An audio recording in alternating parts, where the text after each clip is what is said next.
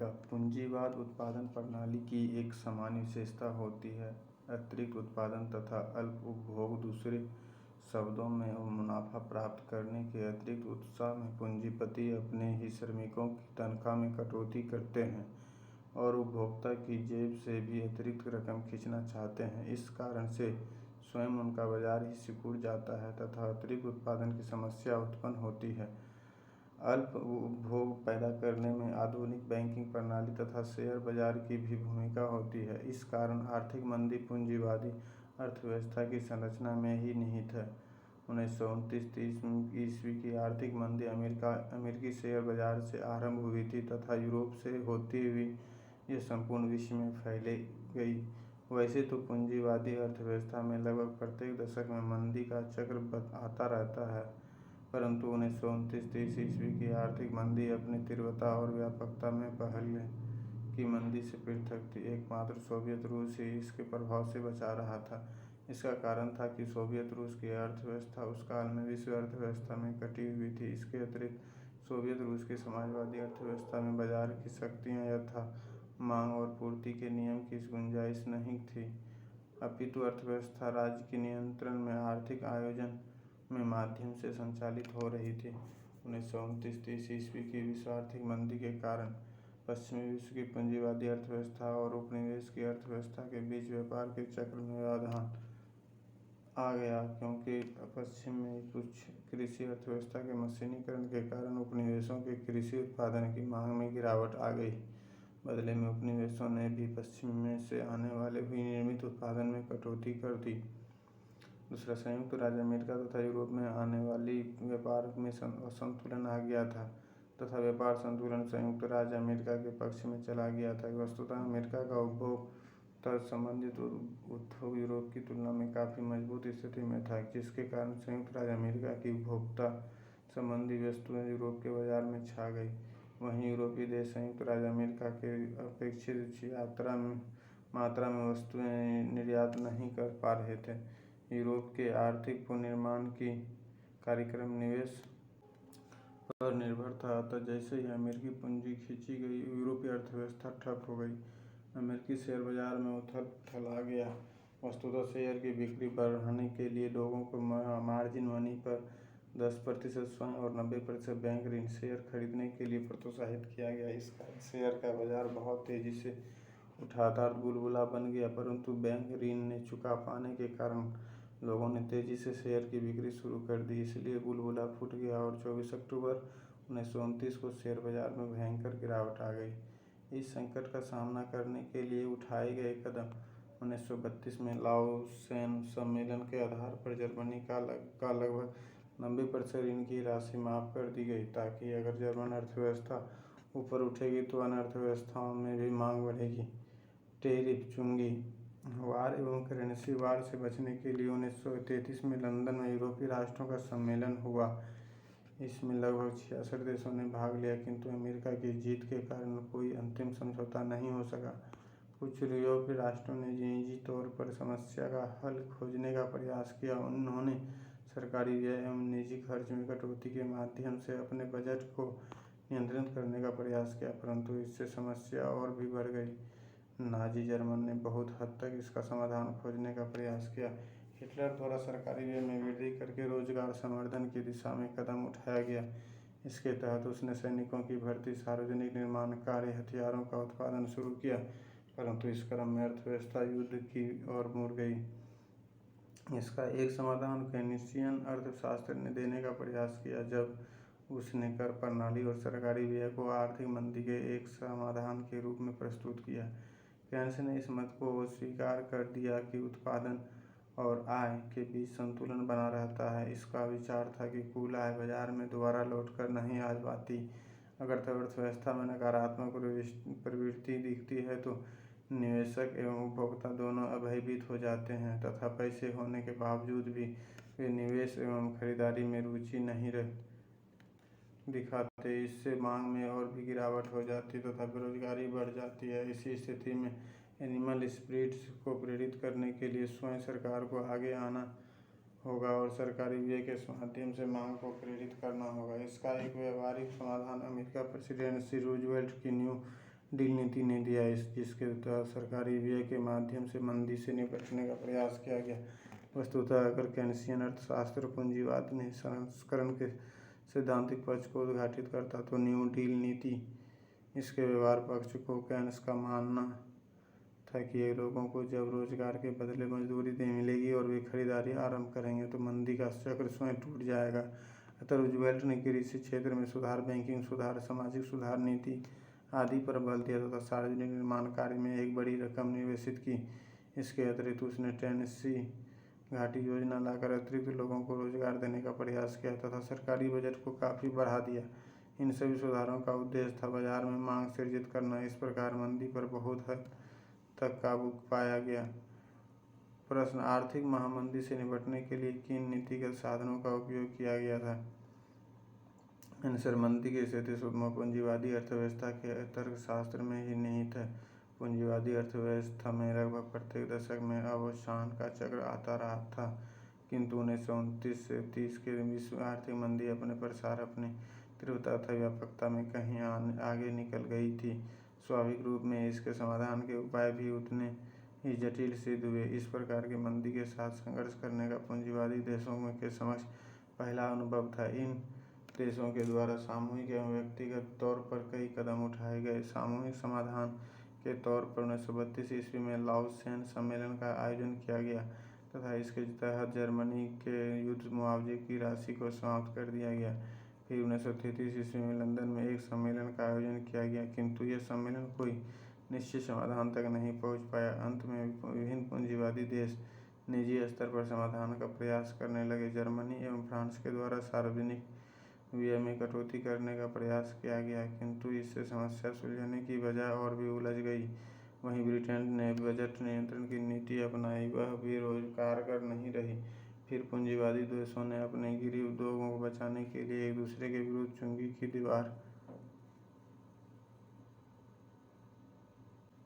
स्थापित करने का प्रयास किया। इस कारण से एक प्रकार का चुंगी युद्ध छिड़ गया। उसी प्रकार विभिन्न देशों के द्वारा स्वर्णमान त्याग कर निर्यात संवर्धन के लिए मुद्रा के अवमूल्यन की नीति, जिसे एक अर्थशास्त्री जॉनसन ने बैगर द निग्रोवर पॉलिसी का नाम दिया, अपनाई गई, किंतु उपयुक्त सभी तरीके अप्रभावी ही सिद्ध हुए थे। आगे जर्मनी की नाजी सरकार ने रोजगार संवर्धन के लिए सार्वजनिक निर्माण पर बल दिया। यह तरीका बहुत कारगर रहा, किंतु इसने जर्मन अर्थव्यवस्था को युद्ध के पक्ष में मोड़ दिया। दूसरी तरफ संयुक्त राज्य अमेरिका के राष्ट्रपति फ्रैंकलिन डी रूजवेल्ट के द्वारा न्यू डील की नीति के माध्यम से अमेरिकी अर्थव्यवस्था में प्रत्यक्ष हस्तक्षेप कर मांग वृद्धि के लिए कदम उठाया गया। यह कदम बहुत प्रभावी सिद्ध हुआ, किंतु इसने पूंजीवादी अर्थव्यवस्था के स्वरूप में परिवर्तन ला दिया। यह पूंजीवादी राज्य के हस्तक्षेप पर आधारित था, मुक्त अर्थव्यवस्था के सिद्धांत पर नहीं। इस तरह विभिन्न देशों ने आर्थिक मंदी के विरुद्ध अलग अलग प्रतिक्रिया दिखाई थी। विश्व आर्थिक मंदी का प्रभाव, पूंजीवाद का संकट, पूंजीवाद के स्वरूप में परिवर्तन। संकट का सामना करने के क्रम में सरकार की शक्ति एवं हस्तक्षेप बढ़ गया। पूंजीवाद के संकट का फायदा समाजवाद को विशेषकर इसलिए कि सोवियत रूस की अर्थव्यवस्था मंदी के चक्र से बची रही थी, इसलिए संपूर्ण विश्व में समाजवाद की प्रगति। समाजवाद की बढ़ती हुई लोकप्रियता से पूंजीपति एवं जमींदार चिंतित और बदले में उनके द्वारा उग्र राष्ट्रवादी विचारधारा फासीवाद को प्रोत्साहन। पूंजीवाद के स्वरूप में परिवर्तन। केन्सियन अर्थशास्त्र के द्वारा राज्य हस्तक्षेप पर आधारित पूंजीवाद का विकास। अमेरिकी प्रेसिडेंट रूजवेल्ट के द्वारा आर्थिक नीति के संचालन में सरकार की भूमिका को बढ़ाना। विश्व आर्थिक मंदी का प्रभाव। विश्व आर्थिक मंदी का सामना करने के क्रम में स्वयं पूंजीवाद का स्वरूप ही बदल गया। पूंजीवाद ने समाजवाद को अर्थव्यवस्था की कुछ अर्थ विशेषताओं को अपना लिया। उदाहरण के लिए आर्थिक आयोजन। इस परिवर्तन की वैचारिक प्रेरणा एक नए अर्थशास्त्री जॉन मेनार्ड केन्स से मिली, जहां एडम स्मिथ मुक्त अर्थव्यवस्था की बात करते थे, वहीं केन्स अर्थव्यवस्था में मांग को बनाए रखने के लिए सरकारी हस्तक्षेप तथा सामाजिक सुरक्षा की बात करने लगे। इस प्रकार पूंजीवाद के स्वरूप में परिवर्तन आ गया। समाजवादी अर्थव्यवस्था के विरुद्ध अपनी विजय का सिंहनाद करने वाले पूंजीवादी अर्थव्यवस्था स्वयं समाजवाद की ऋण है। समाजवाद ने तो इसके रूप को ही परिवर्तित कर दिया। विश्व आर्थिक मंदी ने यूरोप को प्रजातांत्रिक सरकार को हिलाकर रख दिया। इस आर्थिक मंदी का सामना करने के क्रम में बड़ी यूरोपीय सरकारों की शक्ति एवं हस्तक्षेप बढ़ गया। एक तरफ आर्थिक मंदी ने पूंजीवादी मॉडल की कमजोरी को उद्घाटित कर दिया, वहीं दूसरी तरफ उसने सोवियत रूस के समाजवादी मॉडल की सफलता को भी स्पष्ट कर दिया। इसलिए वैश्विक स्तर पर समाजवादी विचारों की और बुद्धिजीवियों और नेताओं का आकर्षण बढ़ गया। समाजवाद की प्रगति ने पूंजीपति एवं जमींदार को भयभीत कर दिया।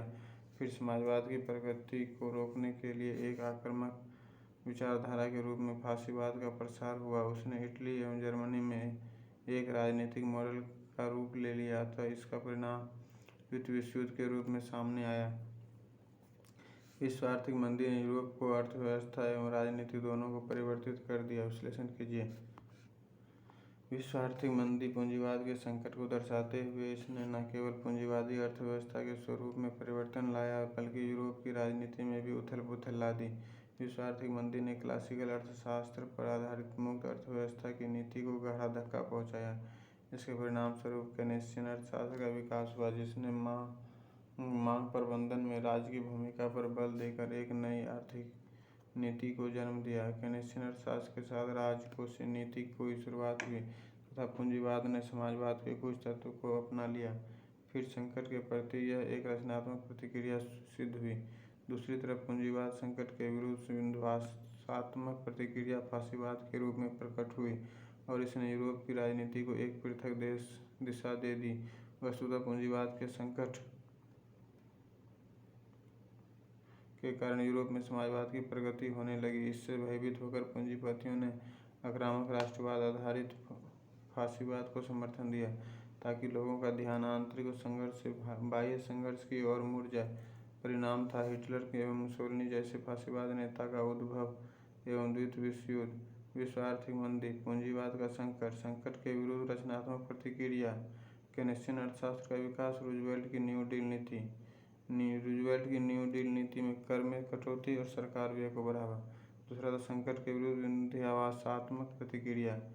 पूंजीवाद के दूसरे बड़े संकट के विरुद्ध प्रतिक्रिया, रचनात्मक प्रतिक्रिया। केनेशियन अर्थशास्त्र का विकास। पूंजीवाद के इस संकट ने क्लासिकल अर्थशास्त्र की मान्यताओं पर प्रश्न चिन्ह लगा दिया। इसके लिए विकास में एडम स्मिथ तथा डेविड रिकार्डो से लेकर अर्थशास्त्री जे.बी. से तक की भूमिका रही थी। आर्थिक मंदी के काल में अर्थशास्त्र में सेज लॉ बहुत प्रभावी था। वह यह मानकर चलता था कि उत्पादन अपनी मांग का स्वयं सृजन कर लेता है तथा कुल आय कुल व्यय के बराबर होती है। इस कारण उत्पादन के साथ ही रोजगार संवर्धन होता है और स्वयं मांग का सृजन होता चलता है। इस फार्मूला के अनुसार अर्थव्यवस्था में पूर्ण रोजगार की परिकल्पना की गई। परंतु 1929-30 की आर्थिक मंदी के समय यह देखा गया कि मांग एवं उत्पादन में गिरावट आ गई थी। बेरोजगारी 25% तक पहुंच गई थी, किंतु क्लासिकल अर्थशास्त्री इस महज एक अस्वाभाविक विकास मानते थे। इनके विचार में इसका कारण रहा था प्रबंधन के द्वारा श्रमिकों की मजदूरी की दर कम नहीं कर पाना, क्योंकि इनके विचार में यह इस परिस्थिति में जब मांग में गिरावट होती है तो वस्तुओं के मूल्य में गिरावट होना स्वाभाविक होता है। फिर उसी के अनुरूप श्रमिकों की मजदूरी कम की जाती है, किंतु श्रमिक चेतना में होने वाले विकास के कारण प्रबंधन मजदूरी की दर कम नहीं कर सका। इस कारण वस्तुओं के मूल्य में गिरावट नहीं आई तथा बाजार में रुकावट आने लगी। उनके विचार में यह एक तात्कालिक समस्या थी जो भविष्य में स्वयं ठीक हो जाएगी। यही समय है कि जॉन मेनार्ड केस उभर कर आया और उसने यह घोषित किया कि भविष्य की बात मत कीजिए, क्योंकि भविष्य में सभी मरे हुए हैं। फिर केन्स के द्वारा एक नया आर्थिक सिद्धांत लाया गया जब उसने 1936 में the theory of employment, interest and money लिखी। केन्सियन अर्थशास्त्र का बल विविध कारकों पर रहा था। यह धारणा सही नहीं कि कुल व्यय कुल आय के बराबर होता है, क्योंकि लोग अपनी आय का कुछ भाग बचा कर रख लेते हैं, अतः वह रकम मांग का सृजन नहीं कर सकती। अगर निवेश का माहौल नहीं होता तो निजी निवेशक भी बड़ी रकम होने के बावजूद निवेश के लिए सामने नहीं आते। ऐसी स्थिति में अर्थशास्त्र में एनिमल स्पिरिट को बनाए रखने के लिए सरकार को निवेश के लिए सामने आना होगा।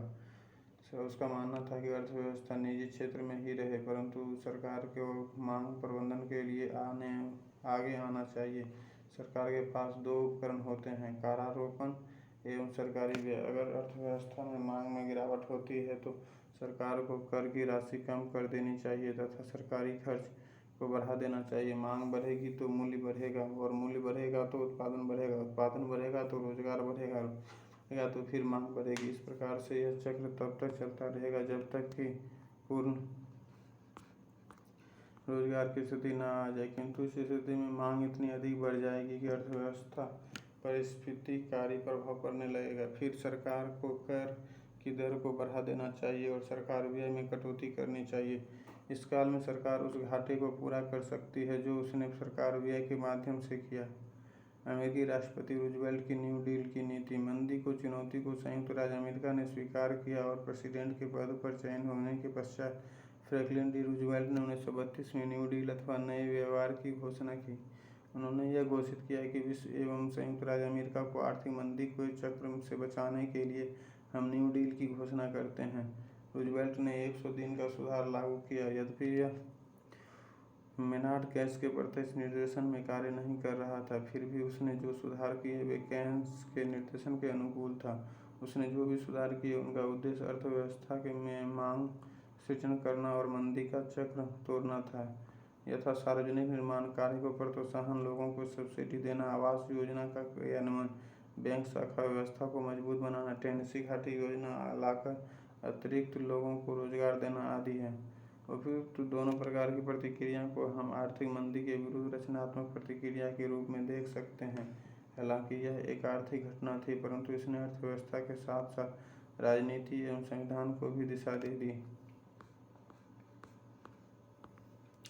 पूंजीवाद का नया संस्करण, केसियन अर्थशास्त्र एवं रूजवेल्ट की न्यू डील नीति का प्रभाव। पूंजीवाद ने समाजवाद के कुछ तत्व को अपनाकर अपने को मजबूत बनाया। पूंजीवाद मॉडल बाजार व्यवस्था, मांग पूर्ति का फार्मूला, मुनाफा पर बल। नकारात्मक पक्ष, घरेलू बाजार सिकुड़ जाता है जिसके कारण मंदी। सबल पक्ष, मुनाफा के उत्पीड़न उत्पादन को प्रोत्साहन देती है। सरकार व्यय में एवं लोक कल्याणकारी कार्यों पर बल देकर इसने समाजवाद का भी सफलतापूर्वक मुकाबला किया। सरकार के स्वरूप में परिवर्तन, बड़े राज्यों की परिकल्पना, जबकि क्लासिकल अर्थशास्त्र अथवा उत्तरदायी आर्थिक नीति का बल छोटे राज्य पर रहा था। समाजवादी मॉडल, राज्य नियंत्रित अर्थव्यवस्था, उत्पादन एवं वितरण राज्य नियंत्रण में।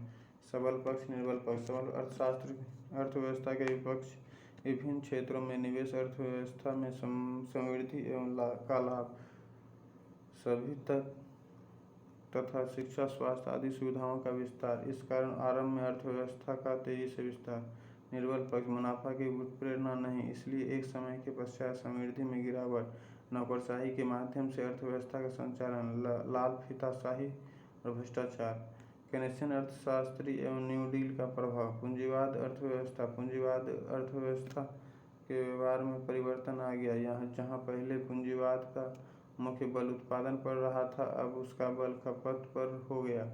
ऐसा माना जाता है कि मेनार्ड केन्स और रूजवेल्ट दोनों ने समाजवाद की कुछ विशेषता को चुराकर पूंजीवाद को मजबूत बनाया। अब पूंजीवाद ने समाजवाद में आर्थिक आयोजन का मॉडल ले लिया ताकि वह भविष्य में संकट से बचा रहे। राजनीतिक क्षेत्र, पूंजीवाद के लिए एक बड़ी चुनौती रही थी सोवियत रूस के द्वारा प्रेरित समाजवादी मॉडल, जिसमें श्रमिक आंदोलन का खतरा छिपा हुआ था, परंतु यह नया पूंजीवाद सफलतापूर्वक समाजवाद का मुकाबला कर सकता था क्योंकि उसने एक कल्याणकारी राज का मुखौटा धारण कर लिया था। संविधान के स्वरूप में परिवर्तन। क्लासिकल अर्थशास्त्र एक सीमित राज्य की बात करता रहा था, लेकिन इस नए पूंजीवाद के तहत राज्य का कार्य एवं दायरा काफी बढ़ गया था और उसने एक वृहद राज्य का रूप ले लिया। पूंजीवादी मॉडल कोई एकात्मक मॉडल नहीं था, बल्कि देश, काल एवं परिस्थिति के अनुसार इसके स्वरूप में थोड़ा बहुत अंतर बना रहा। सामान्यतः इसकी निम्नलिखित विशेषताएं रही। अर्थव्यवस्था को निजी स्वामित्व में रखा गया, सरकारी नियंत्रण में नहीं। निजी निवेश, निजी उद्यम तथा निजी लाभ को प्रोत्साहन। आर्थिक गतिविधि बाजार की शक्तियों में छोड़ी गई। मांग और पूर्ति के नियम पर, क्योंकि सामान्यतः यह मान्यता रही कि बाजार का निर्णय किसी अथॉरिटी के निर्णय से तर्कसंगत होता है। पूंजीवाद का मुख्य बल समर्थन पर होता था तथा यह मानकर चला जाता था कि इस समृद्धि का लाभ अंततः सभी तक पहुंचेगा।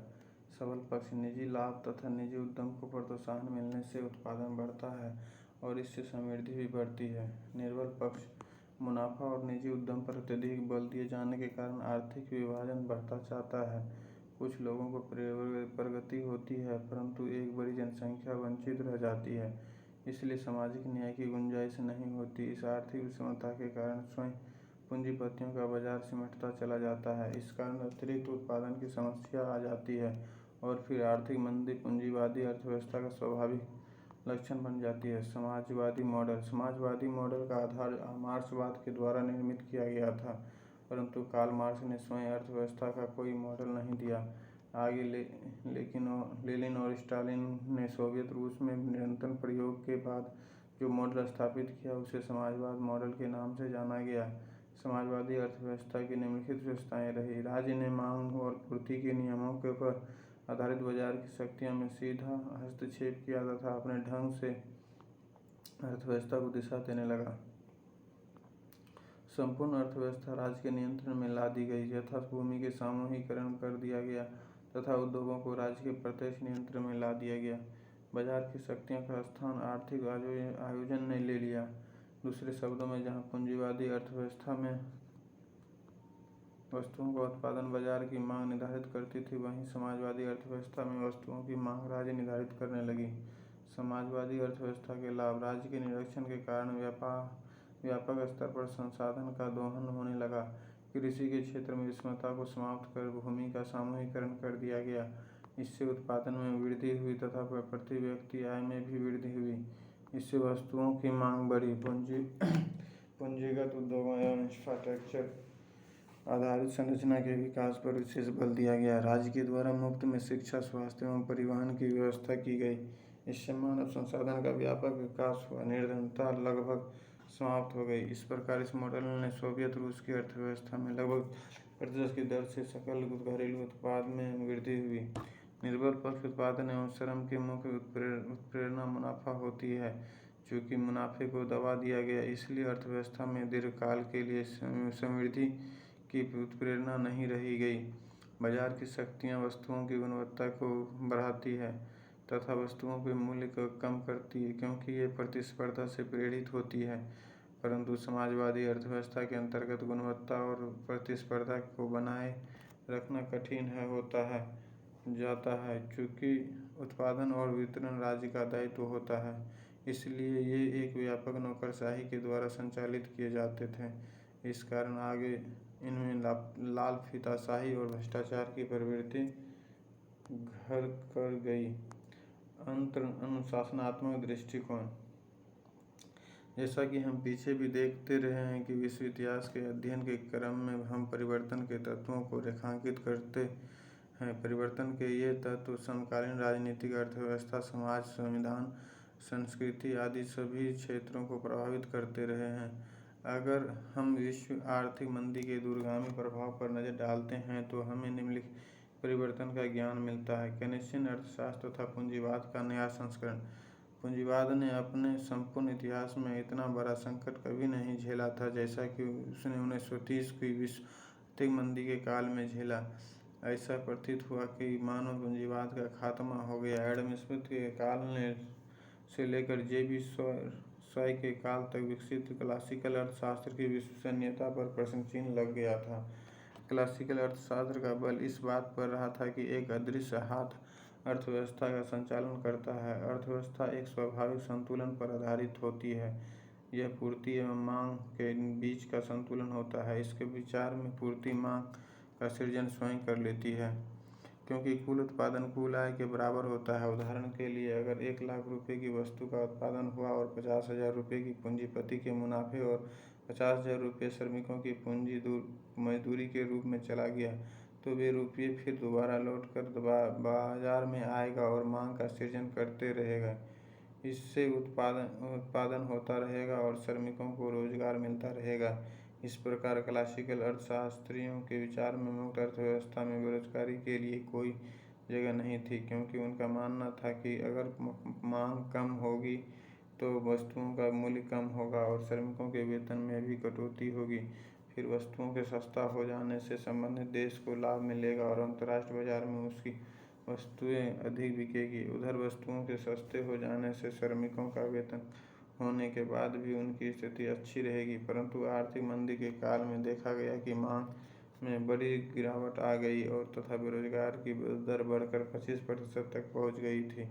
इसके जवाब में क्लासिकल अर्थशास्त्री यह कह रहे थे कि यह एक अल्पकालिक उथल पुथल है और फिर इस उथल पुथल का कारण भी श्रमिक एवं ट्रेड यूनियन है, क्योंकि मांग में कमी होने के बावजूद भी उन्होंने मजदूरी में कटौती नहीं होने दी।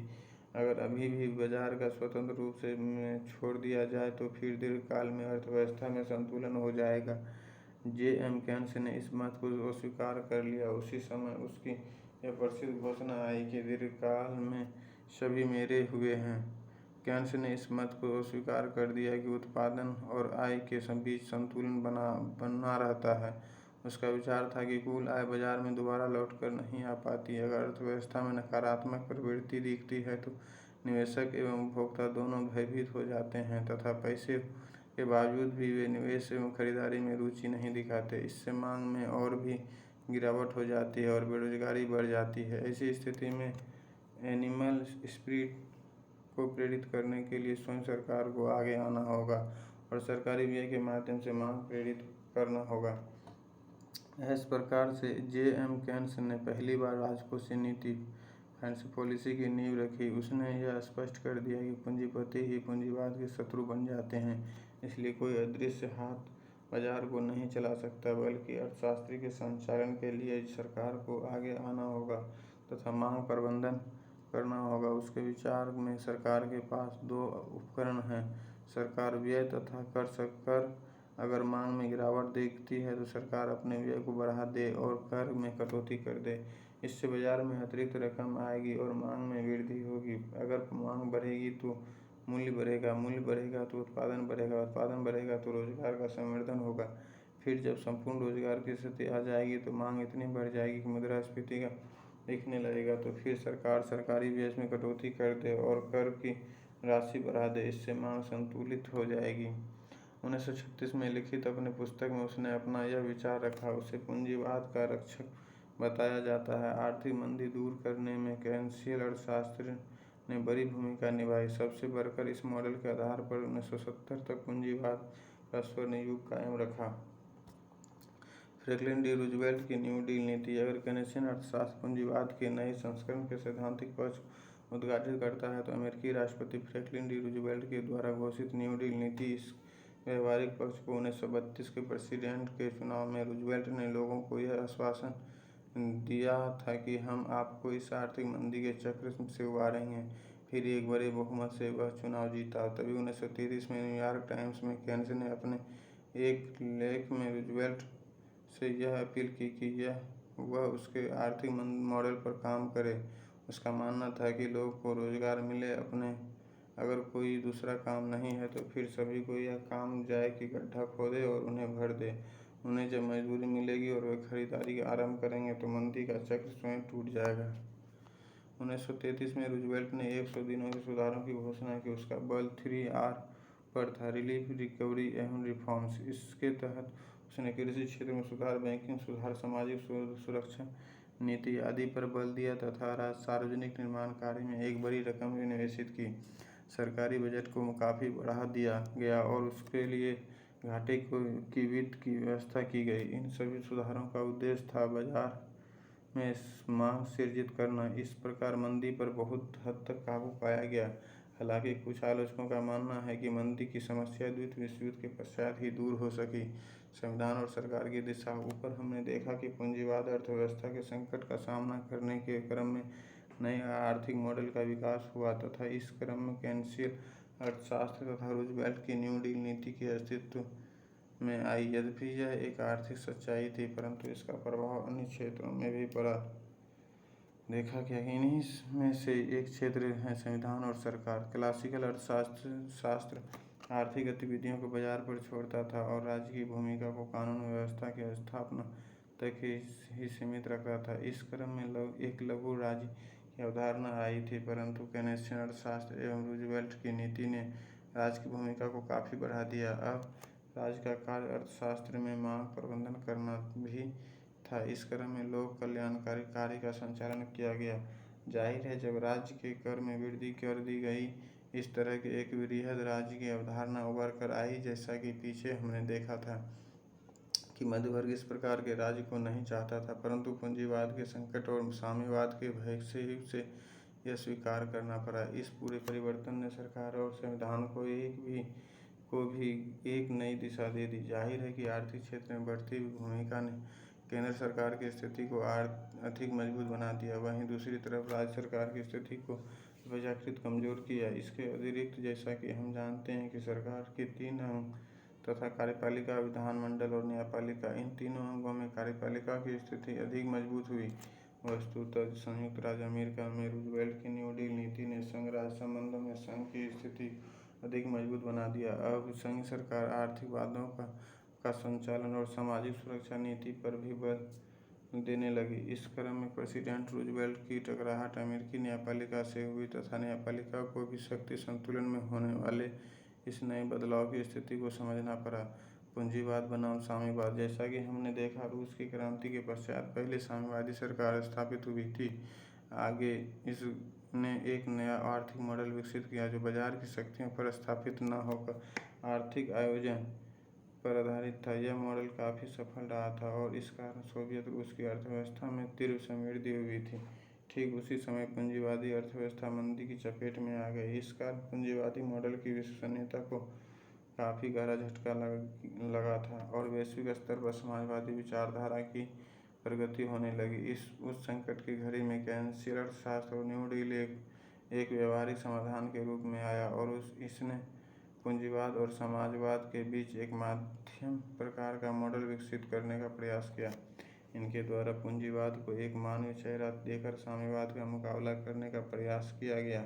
सोवियत रूस की क्रांति ने मजदूरों को आकर्षित करने का प्रयास किया था, वहीं केयन्सियन मॉडल ने सरकारी व्यय तथा मजदूरों के कल्याण की योजना लाकर साम्यवादी प्रोपेगेंडा का सफलतापूर्वक सामना करना चाहा। इसलिए शीत युद्ध के काल में केयन्सियन अर्थशास्त्र ने पूंजीवाद को प्रेरणा मिलती रही। इस प्रकार आगे भले ही समाजवाद मॉडल स्वयं बिखर गया, परंतु उसने समाजवाद को समाजवाद के कुछ तरीकों को अपनाने के लिए विवश कर दिया।